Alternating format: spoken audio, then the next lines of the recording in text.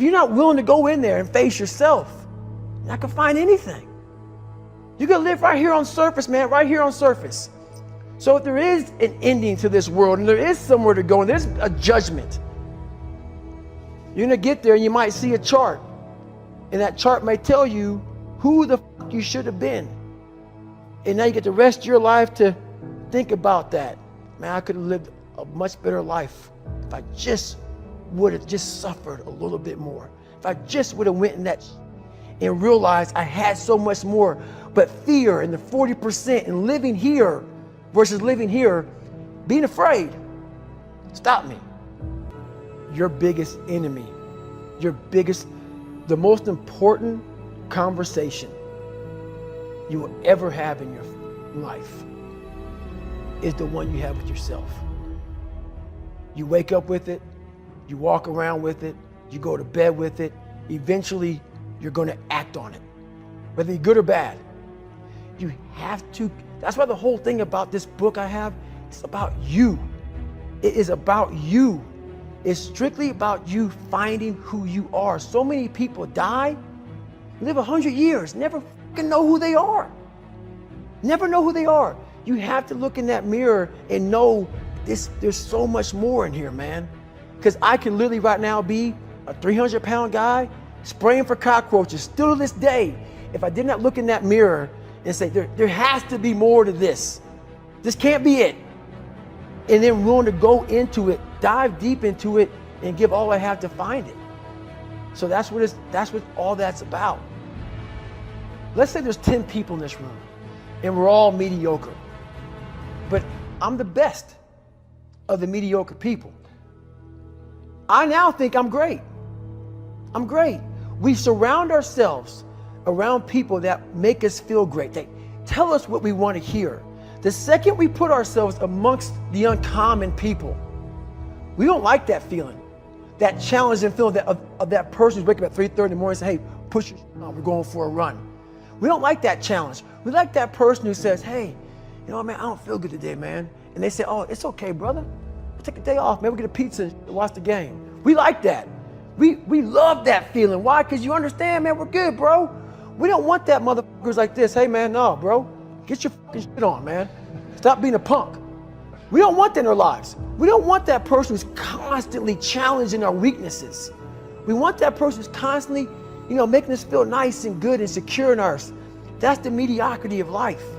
We want to be the best amongst the average people.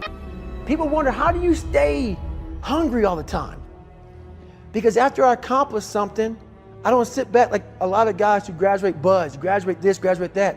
They get comfortable. They wonder why I'm getting weak, man. I don't know, I lost my edge. What's going on? Because once you hit the top of the fucking mountain, guess what happened? I'm good. I'm good, so you wonder why you're falling down now. Because once you reach the top of the mountain, you got to build another one. That's mediocrity. There's a lot of people in mediocrity who have a nice resume, but they're one-timers, man. They hit a one-time deal, they busted it open, got a lot of money, but they're good. You're mediocre now, man. What are you fucking doing today, tomorrow, the next fucking day? That's why I'm listening to theorists. I don't listen to all that bullshit. I listen to a motherfucker who's like this, man. What's wrong, man? I'm fucking tired, dude. Why are you tired? Because tomorrow, I gotta do the fucking shit again, man. Whatever the shit is that made me fucking nauseous and sick to my stomach, it made me hurt. There's no ending. And that's the person I listen to. That's the person who's gained knowledge. You gain knowledge through suffering. And on the other end of suffering is a world that very few have ever seen. It's a beautiful world because that's where you find yourself. You don't find yourself in over here. You find yourself on the other end. Like the 100-mile race I was on, I ran it for 24 hours. I found myself on the other end of that race. That 19 hours, I found, wow, there's a whole nother world out here that I've never even saw, but the world's in your mind. And that's what all that mediocrity is about. The mind has the tactical advantage over you at all times. At all times of your life, the mind has a tactical advantage over you. Why is that? It knows what you're afraid of. It knows your insecurities. It knows your deep, dark lies. And it starts to push you away from that. It pushes you in a direction that is comfortable. The mind controls everything. So what I realized was that when I was growing up and I was 300 pounds and I got all fat and I got all insecure, I realized that my mind kept taking me in this direction. When things got uncomfortable for me, when I was facing my insecurities, when I was facing my fears, my mind said, oh no, we have the tactical advantage. We need to get you, separate you from this feeling over here. Life's all about feelings. We want the happy feeling. We don't want that feeling of this sucks. If in that moment, you can answer those up questions and you are now in charge of your brain versus your brain ruling you, that's where all that stuff comes from. So the 40% rule is all of that. You get to 40%, your brain says, we're done. Let's roll, man. This is starting to get painful. This is uncomfortable. So you sit down. You have to figure out ways, and everybody's different. That's how the book kind of talks about, like we all have these things about, 5 steps to this and 4 steps to this. It's a lot more than that. That's all bullshit.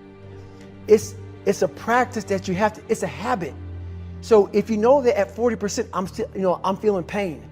At 40%, I'm feeling pain. That's where the 40% rule kicks in. Now it starts. Okay, I'm feeling pain. My mind's saying all this to me. It's saying, get out of here, run, flee. The fight or flight kicks in. Okay, we're done. We're not good enough. It starts telling you all these things. You start to believe it because the mind controls all. This is the time where you have to gain control back of your mind. It's okay, let me see if I can go 45%. And once you start giving yourself more and more hope and start realizing, okay, the mind starts to be, okay, what are you doing? We're supposed to be going right and you're going left. You start then controlling your mind. Start finding more in yourself. And then it goes from 40% to a lot further than that. But that's the start of it though. Get to the spot where your mind is saying stop. Wherever that is, you gotta get there first. And then that's when that starts to work.